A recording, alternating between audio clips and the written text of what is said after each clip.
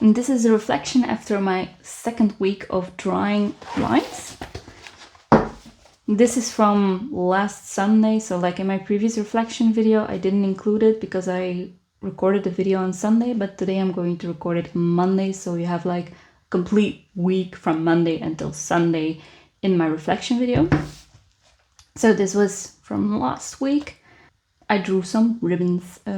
Ribbons are actually just like curved lines that you make, and then you draw a second similarly curved line and you connect them, creating a ribbon.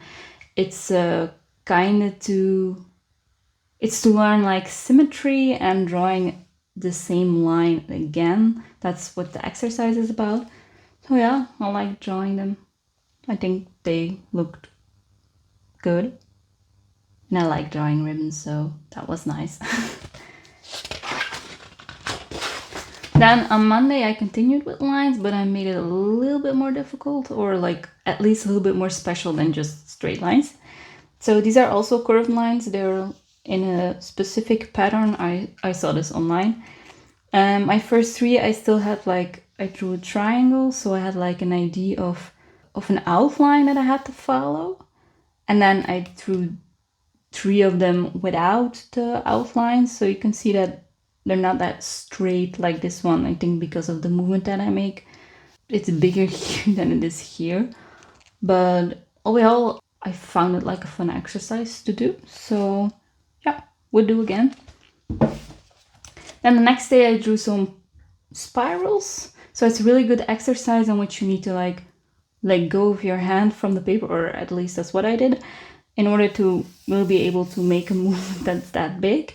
Also, it's a good exercise to, like, you can't draw this from your wrist because your wrist can go that far, so you really need to go from elbow and shoulder movements. So that's a really good exercise for that too. Another thing I learned from this one is that, yeah, you need to try to make sure that every part is like equally big or equally far apart, actually. What I also learned from this is that like each part needs to be like equally separate from each other. So that's like the hard thing, like when you continue to draw your circles in a way, you need to try to make sure that they are equally apart. So I had some movements that weren't completely perfect, but I think they turned out quite well.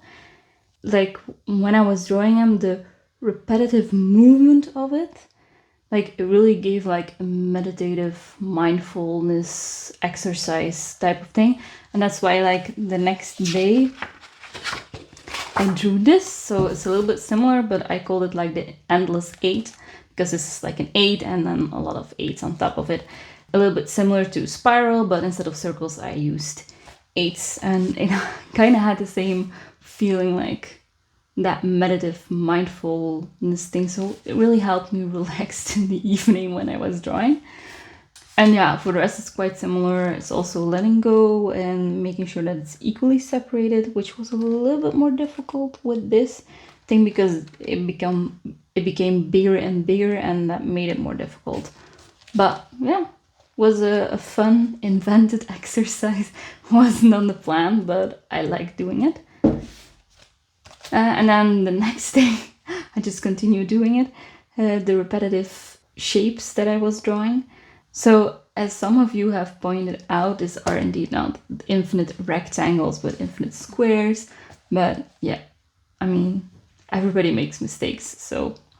And technically, squares are part of shapes, and we're still on line week, but I argued that, like, a square is built up out of 4 lines, so I allowed it. So it's again like making sure that it's equally apart from each other and making it as symmetrical as possible, which if you take your time for is not that difficult, but you need to remain focused. And this exercise did not turn out how I wanted it to turn out. You can see that I tried to correct it later on. And so the next day I redid the exercise actually, and then it turned out how I wanted it to be, which really shows that it's important to not only draw something, but to learn something from it. And definitely when it doesn't turn out the way you want it to to like look at the drawing again and be like, what could have gone wrong? What can I learn from this?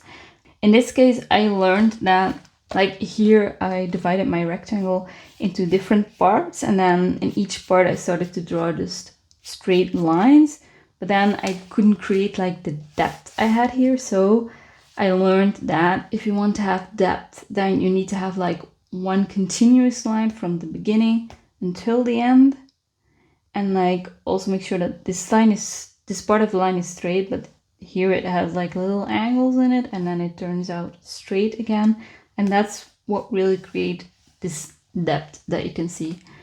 So yeah, I find from this to this like a really big difference, and it's like only very few small adjustments that makes it look so much cooler than the original one.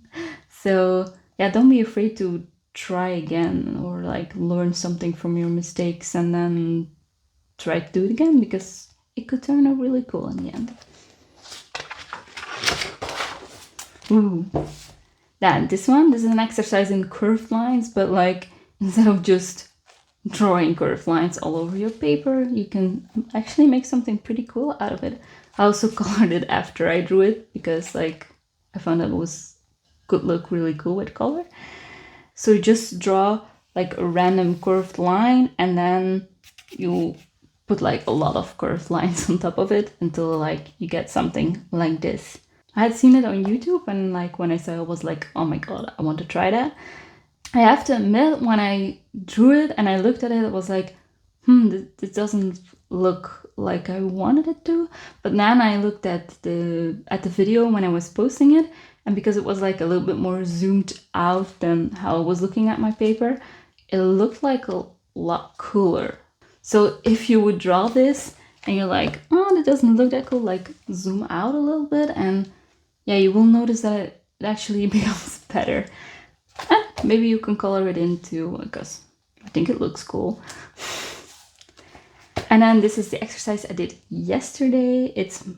I thought it was like a cool one to close off my week of lines, to really draw real lines. I actually saw this exercise when I was researching what I was going to draw the coming weeks with my shapes. And when I saw this, I thought like, yes, this is like a really good closure exercise for my 2 weeks of lines. In this exercise, you draw just random dots, and then you draw like lines through the dot as straight as possible and as closely through the dot as possible.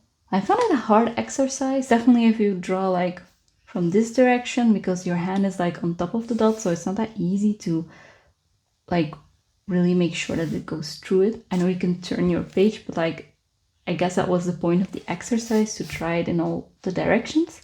I also did again like wrist, elbow, and shoulder, so that's why the lines are longer. But it was a really good closure for my 2 weeks of line drawings. And this week I will be starting with shapes. So if you're interested in seeing that, you should follow the channel, and I see you later. Bye!